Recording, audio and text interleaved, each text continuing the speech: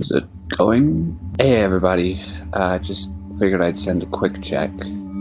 This is Paul Ferguson. Tragically, his brother Timothy passed away just prior to this live stream. For those of you who aren't aware, my little brother has passed away, and it's a lot to deal with, but we're fine. With such devastating news, viewers quickly showed him support during this terrible time. But unbeknownst to Paul's fans, this would be his last live stream ever. Because as it turns out, Paul himself was behind the death of his younger brother.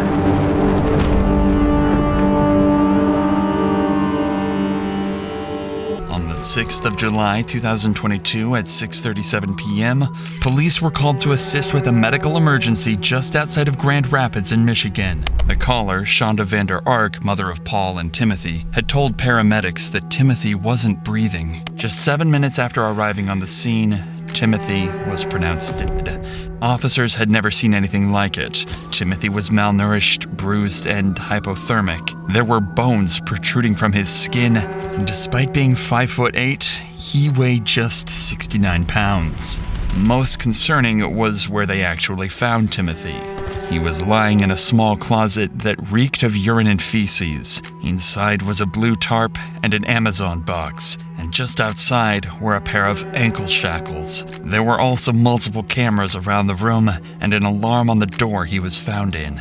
Undoubtedly, something was incredibly wrong, but police hadn't even scratched the surface of just how horrible this case would turn out to be. So, to maybe shed a little light on what just happened here, Officer Sean Stefanich decides to talk to his seemingly grieving mother, Shonda. Hello, ma'am.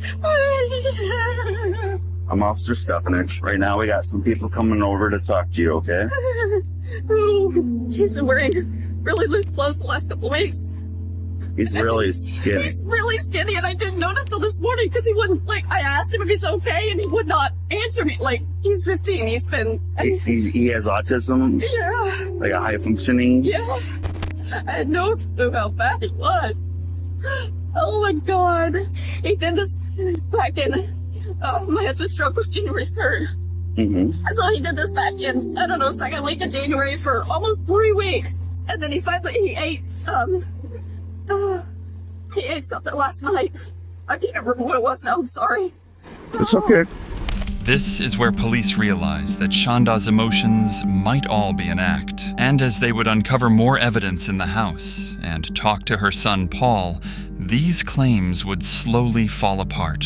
So as the officer listens to her side of the story, he'll be looking for anything to latch onto that they can use against them later to determine the truth. I get it.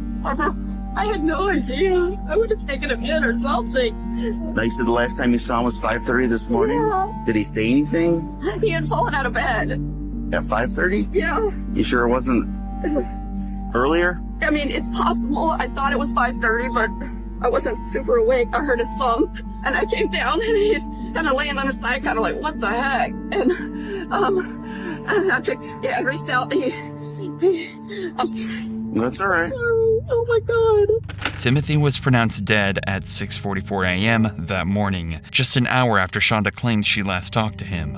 The reason the officer seems suspicious is because the first responders noticed that rigor mortis had already started setting in, tightening his facial muscles. This usually starts anywhere from 2 to 4 hours after death, not the barely 1 hour that Shonda is claiming here. But the real question is how Shonda never noticed just how skinny and emaciated Timothy really was. This sort of malnourishment doesn't just happen overnight, so the officer asks her to explain herself. I asked him to eat last night because his face started looking a little thin. I'm like, okay, enough. And he wouldn't show. I'm like, let me see. Hold your shirt up. And he wouldn't hold his shirt up.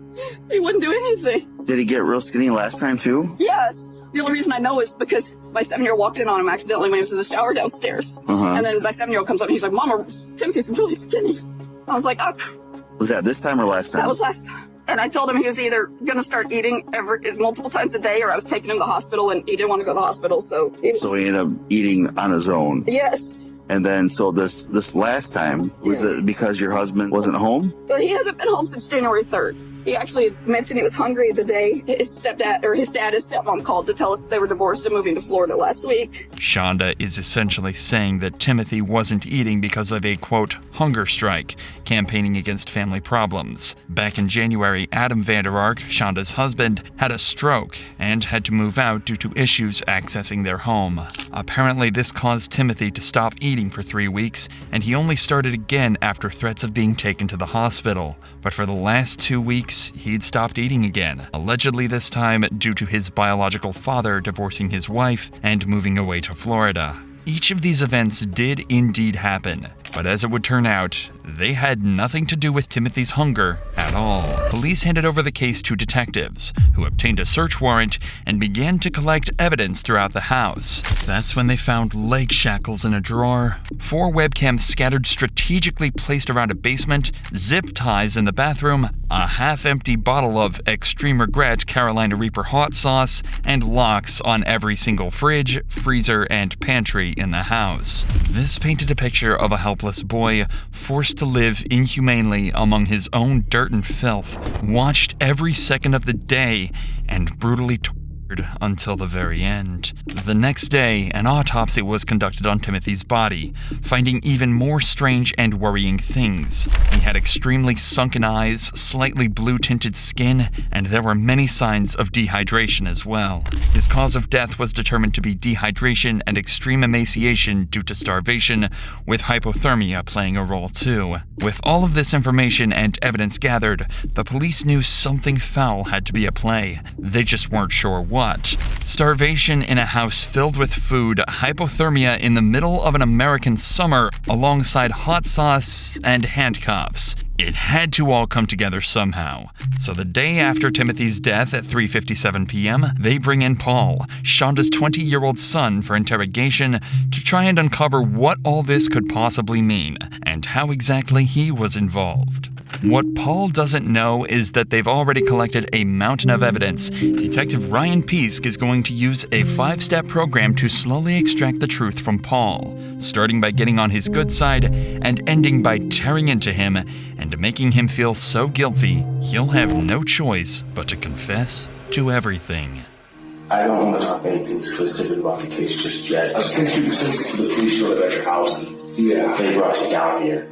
I want to advise you some less before we talk about that sort of thing. What I do want you to know, though, is that we went to your phones, okay? There's a lot of evidence in the phones, and I know that you're kind of aware of the communication between yourself and your mother. Yes. And those sort of things. And that's kind of what I want to talk to you about. Yeah. But, I mean, certainly those are very serious things that you guys are talking about. As mentioned, police have spent the last 24 hours combing over text messages, camera recordings, crime scene images, and much more to try and get a good picture of what had happened. So, as the case is with many younger suspects, Detective Piesk will start calmly, trying to put Paul at ease and get on his good side, before slowly breaking him down and exposing the truth. I know that we talked yesterday, and I know that not everything that we talked about was the truth yesterday. That's okay. You don't have to feel bad. You don't have to feel guilty about not telling the truth to me. I'm not trying to get to the truth of what really happened with your brother, because he deserves that. I mean, there's clearly a lot of messages about stuff that you guys are doing with him, about what he's eating, about restricting his food. How did that all work? We stopped the food restrictions recently because we had noticed his end. We wanted to get that back on. We didn't want any of this. We never wanted him to be injured or hurt. I loved him so much. Yeah, I can tell that. I can certainly tell that. And we wanted what's best. Yeah. The thing is, he was stuck in the past. So you stopped the food restriction. When did that kind of happen?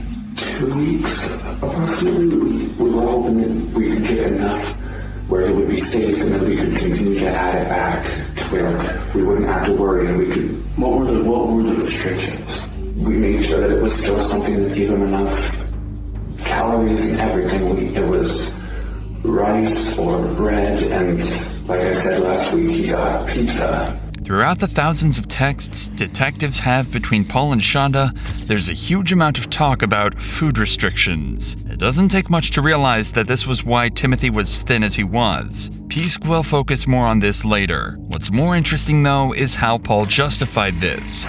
We loved him. We wanted what's best. We made sure that it was still something that gave him enough calories and everything. These aren't Paul's own thoughts. This is just what he's been told by his mother since the started. Over the course of several months, he's internalized it, and now seems to fully believe that what he's been doing to Timothy is for his own good. What were they for, like, in the first place? Sneaking food over and over and over.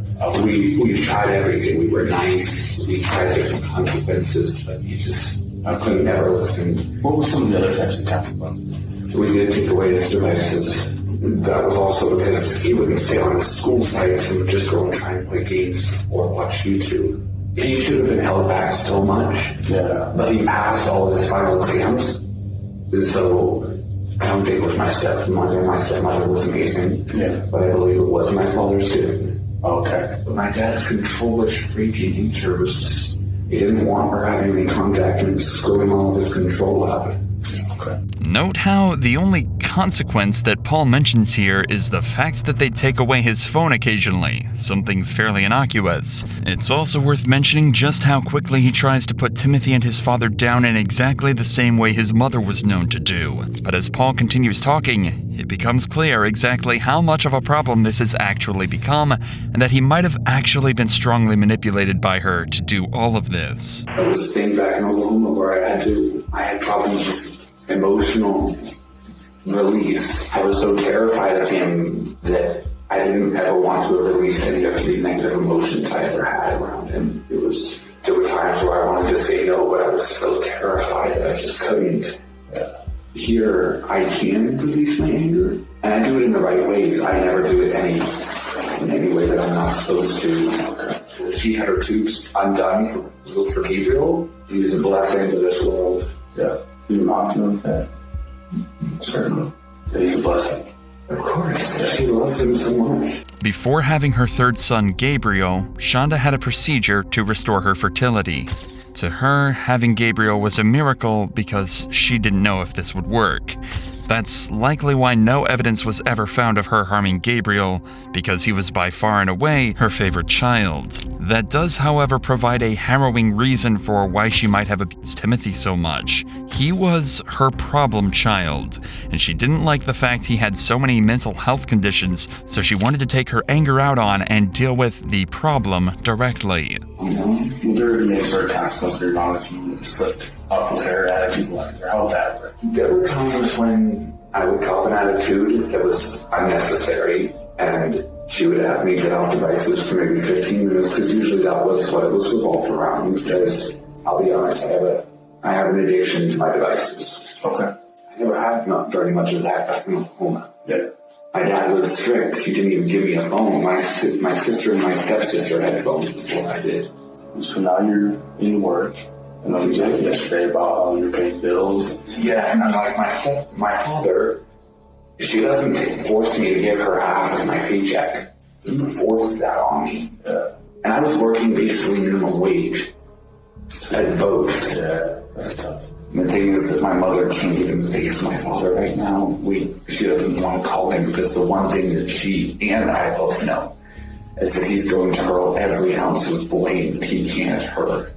Listen to how he's talking about his father. He's only able to say negative things about him and brings these points up even while unprompted. He clearly has a strong dislike of his father and talks about him like a divorced partner. Take a guess where that stemmed from. It's clear his mother has been feeding him lies and negativity about his father, and there's no clearer example of this than what he says next.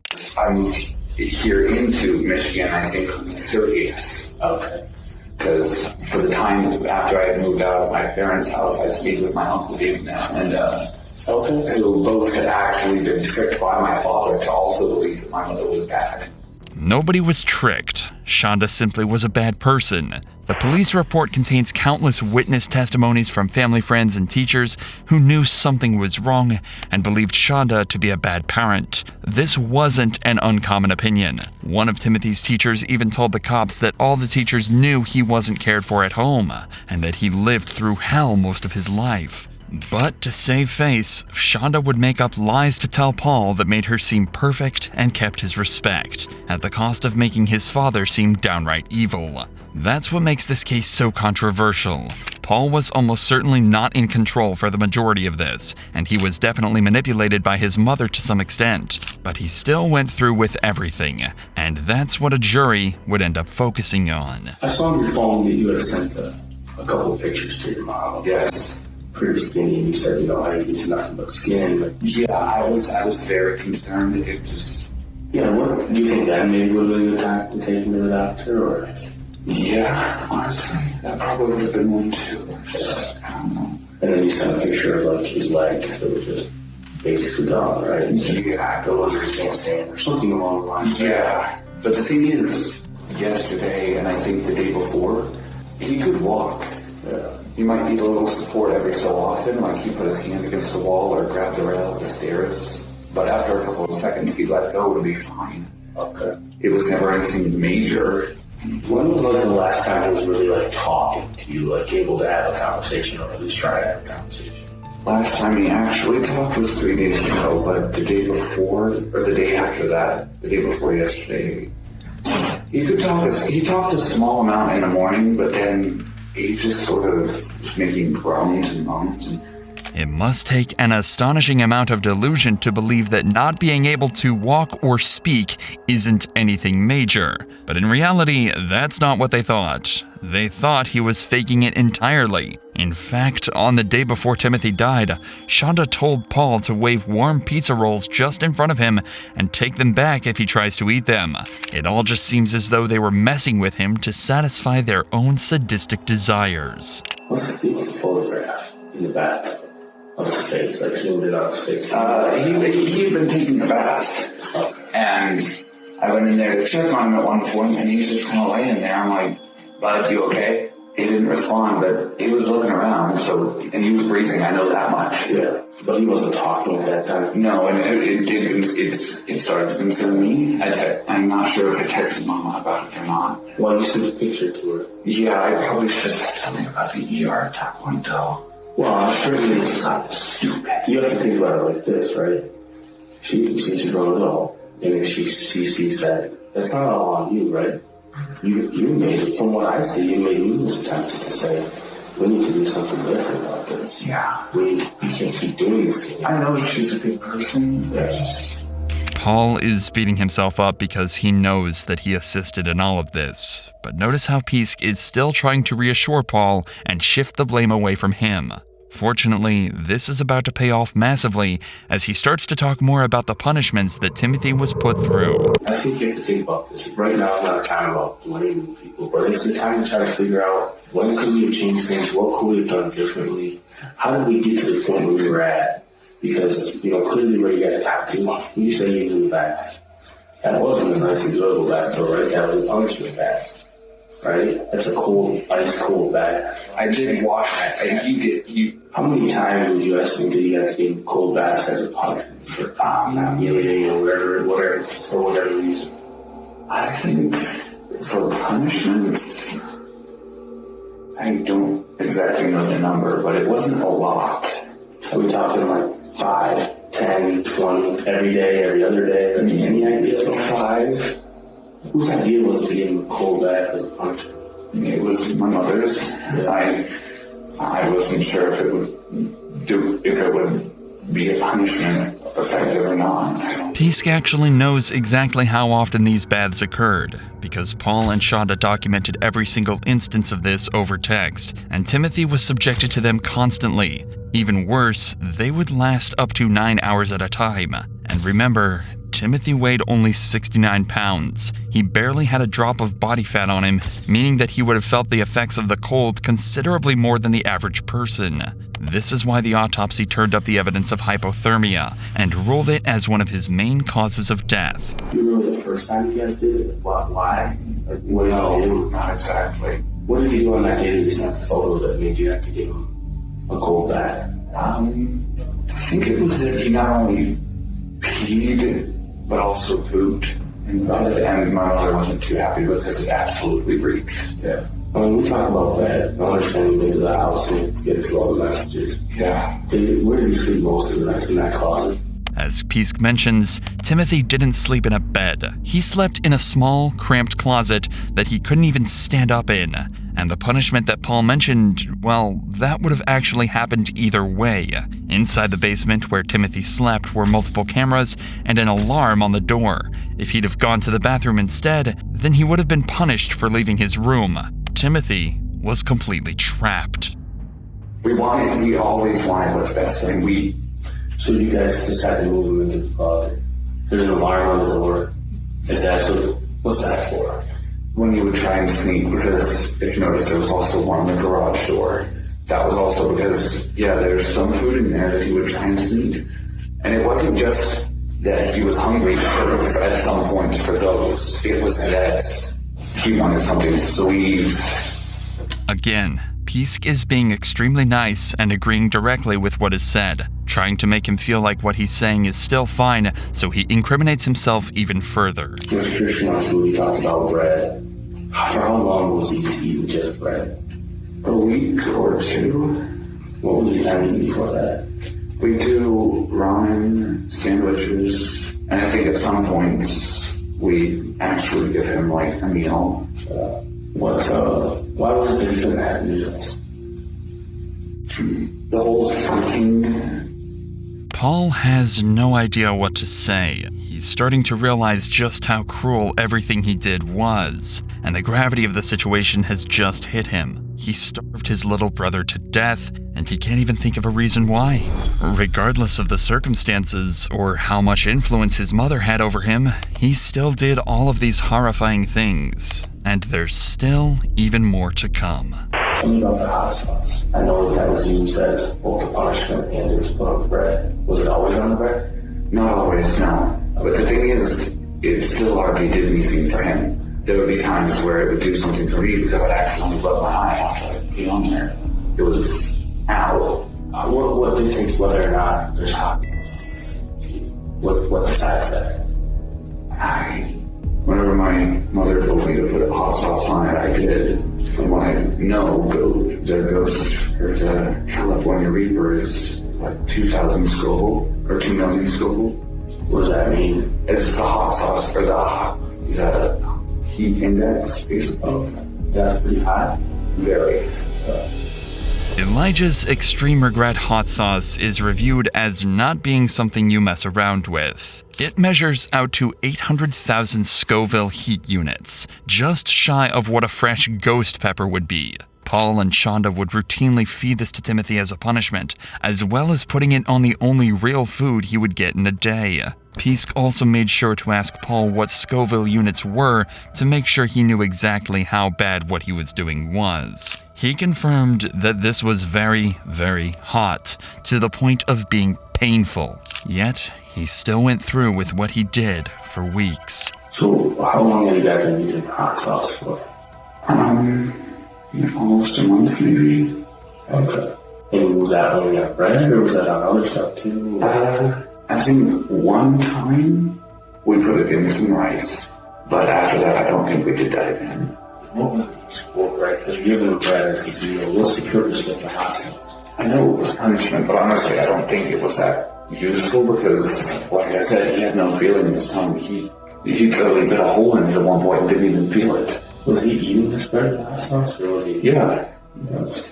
Is that really the only things he had to eat those days, or would he get other things to eat? From the bread and rice, other than that, not that I know of. Okay. Did you see a decline in you during that 4 weeks? Like losing even more weight, or being even less responsive, or what changed when you moved into doing that? There would be times where it would take him a moment to respond. At first I thought it was just him acting, but then I was getting concerned. I think a week or so maybe ago.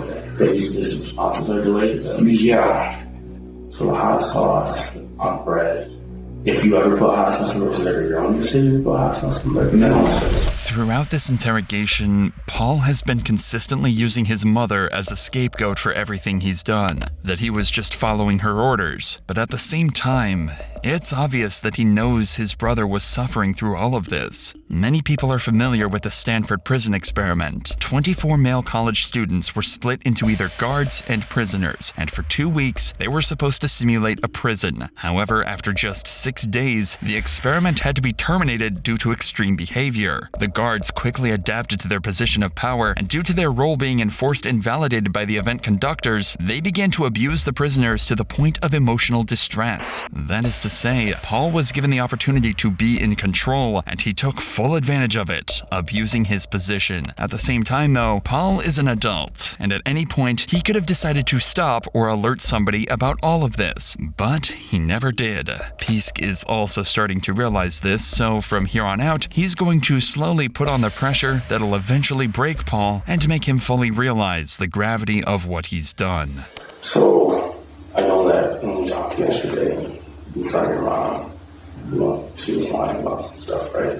I know that she's a good person. I'm not doubting that at all. Yeah, we never wanted any of this. But you also know this, like I know, that some of the things that she was talking to us about were the truth, right? About, she said she didn't know there was a camera in the bathroom. But the fact of the matter is, she asked you, and she sent you a text message that says, make sure that the camera's in there and take the shower curtain down so I can see him. Didn't she ask you that the day before he passed away? Yeah. I know this pepper sports for punishment. And what did she say?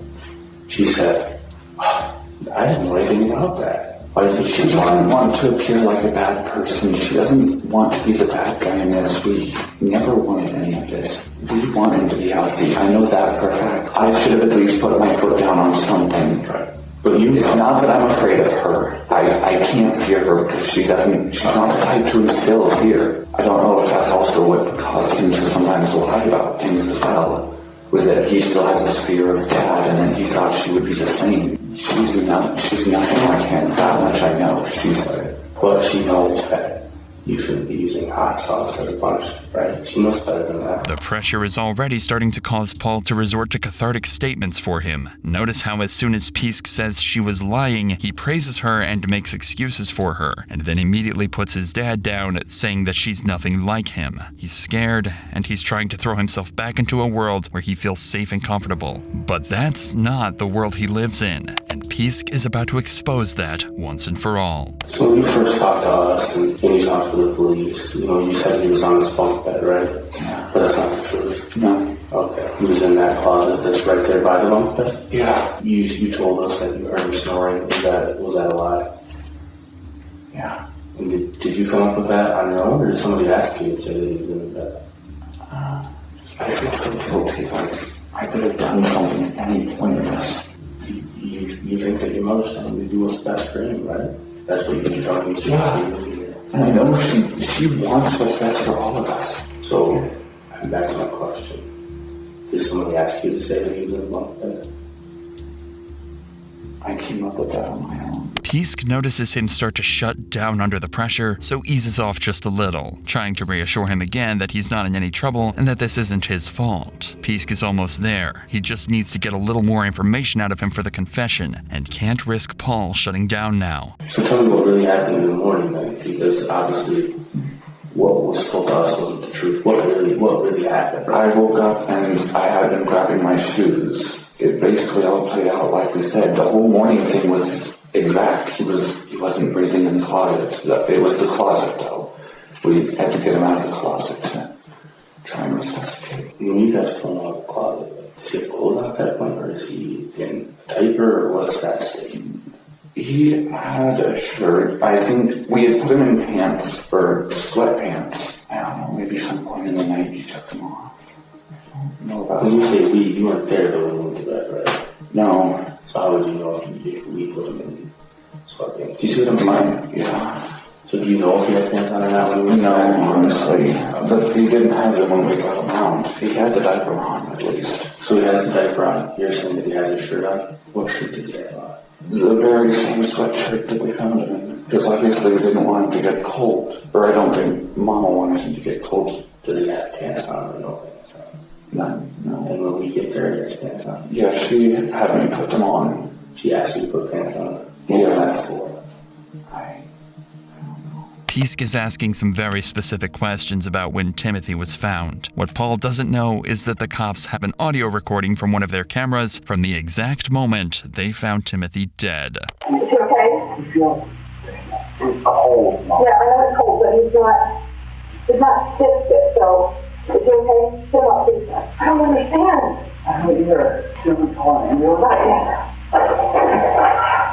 Come on, Jesus, come on, baby. Come on, get your belt. You are here. Put it on, please. I just want to make it look like he's in that way. I have to go on alone. Pisk knows for certain that both Paul and Shonda have been lying this whole time and tried to cover the death up. This is Pisk's chance to strike. He's now multiple steps ahead and has Paul on the back foot. He's now going to start tearing into Paul and his mother, ripping his worldview to shreds and exposing them for what they really are. At that time, she decides that she's gonna like him and say that he's in the bunk bed. I don't understand. I don't know. She doesn't want to seem like she's bad. That we weren't neglecting him. Well, what you're saying, I mean, if we talk, right, there's all these things where like, she didn't want to seem like this. She didn't want to seem like this. She didn't want to seem like this. Did you know that it all seems like that, right? Yes. How do you feel about lying during this? How does that make you feel? I just hate it. I know she doesn't want to be the bad guy. She never wanted this. We loved him so much. I don't think it's about love at this point. I think it's about not knowing what to do, not knowing how to handle the situation. We didn't know how to do anything. Just look at how uncomfortable Paul is now. He can't sit still. He's covering his face and body as often as he can, and he's almost always hunched over. He's really starting to panic now, and Pisk has barely even started ripping into him. Do you and your mom agree to tell her the same story? He's in the bunk bed, or how does that happen? You couldn't have both just possibly made up the same story. No. So what happened? She told you, right? She told you what to say? Does it look bad for you guys? It's not just that. We loved him. Can I ask you this, like straight up? You keep saying love, love. Do you feel like this was love? That he's dead because he couldn't eat food? Does that feel like love to you? No. He's dead because he couldn't eat. And I don't know anybody that thinks that's love. What I think's happening is your mom's convinced you that she's this perfect person, and she's asking you to do all these things that are literally killing your brother. I know she's not perfect. How is love ice baths? How is love handcuffing? And how is love restricting movement? And how is love hot sauce in the mouth and only eating bread? Like, what if you only got to eat bread? How would you feel? What if you only got to eat bread with hot sauce? Would you eat? No, she's not perfect, but she's not a bad person. Do you know of any good people who a child to death? Tell me one that you know. That's a child who has a lot of problems, right?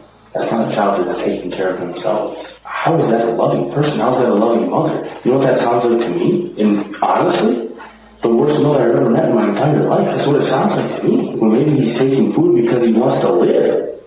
Have you ever thought about that? Yes. Maybe he's stealing food so that he can survive. Paul has fully collapsed in on himself at this point. His worldview is starting to break into pieces. The person he looked up to, respected, and loved is now being painted as a monster that's going to prison for the rest of her life. The worst part, he hasn't even realized that he might be facing the exact same consequences. She puts you right in the middle of this where it looks like some of the stuff's your idea. And it actually looks like in some of these things, that you kind of enjoy it. That you kind of enjoy punishing him for doing wrong things. Do you feel like you kind of enjoyed punishing him for that? No. Maybe not that he was in pain, but that you were in charge and you got to tell him, you can't do that. Go do this. This is your punishment. Did you like some of that stuff? No. How come you guys are laughing and joking about it sometimes? With smiley faces. There's no way that you can look at yourself and think, that's okay. Why couldn't it be a piece of chicken that's cooked? Why couldn't you eat that? Why does it have to be bread with hot sauce? I think that way more of it has to do with your mom than you. This is actually the defense that Paul would use in court, and the trial would turn out to be even more interesting than the interrogation. He will try to claim that he wasn't the one in control at all. He was just following his mother's orders, doing what she was telling him. But unfortunately for him, there were messages like these, along with much more evidence yet to be discovered, that made it hard to believe that this was the truth. I don't want to live a life where I regret the fact that I hid somehow, something, and I've told you everything I know. How do you feel about living a life where you hid that your brother wasn't eating from society, that you hid How do you feel about that? I hate myself, okay? Ice baths, she gave him ice bath on the day that he died, right? Leading up to it. And she wanted him to sleep in the tub. That's what I read. Did that happen? Did he sleep in the tub? No. He didn't. No. He didn't in that bathtub and you guys dragged him into that closet and waited for the morning to call the police? That's not what happened. No. Do you think that message is just a little bit suspicious? That she sent you at just about midnight that says, he's in the closet, I had to drag him in there. You don't think he was already dying or dead at that point? Doesn't it seem like maybe he was already dead? That she put him in there so that he could wake up and have died in his sleep? Because she can't call the police when he's in an ice bath and he freezes and he dies. Whether this was true or not will remain a mystery for a while, but whatever the case, there was certainly a large attempted cover-up by both Shonda and Paul to try and make it seem like this was somehow, someway, natural causes. Timothy was treated like dirt until the very end, and Detective Pisk has had enough. I can't even live with myself. But how do you feel about over and over and over again defending your mother about how good she is? Do you feel like that's the truth anymore? Because I'm quite disgusted by her. I'm disgusted by her. She never wanted this. Then how smart is your mother? She's incredibly intelligent. Magna cum laude. Right. Have you ever thought, how can a woman that's this smart, this intelligent, graduate from law school, how could she not know what's happening? How could she think this is fake? How does she not know she's him? How does she not see that he's wasting away? And you here, you're telling me that you've got some mental health issues, but you graduated from high school, and it's very obvious to you that he's got malnutrition, right? It's very obvious to you. But your mom here's not seeing that, and she's a law school graduate, and she's very smart. Do you see what I'm looking at here? She's a liar. What did she think was going to happen? I don't know. Exactly what happened is what she thought was going to happen. She never wanted him dead. She loved him. That's love to you? Everything that we talked about is love? You're joking, right? Even through the shouts of an enraged Detective Pisk, Paul still defends his mother to the very end, trying to come up with excuses for her and even take the blame. But that would all come to an end on trial. In the meantime, though, just 5 days after his interrogation, Paul decided to go live on Facebook to update his friends and family on everything that had happened. Given what we know now, the surviving video is probably one of the most eerie pieces of footage we've ever shown on this channel. Is it going? Hey everybody, just figured I'd send a quick check. We're doing good right now. I just dozed off on the couch unintentionally, and for those of you who aren't aware, my little brother has passed away, and it's a lot to deal with, but we're fine. But just keep supporting.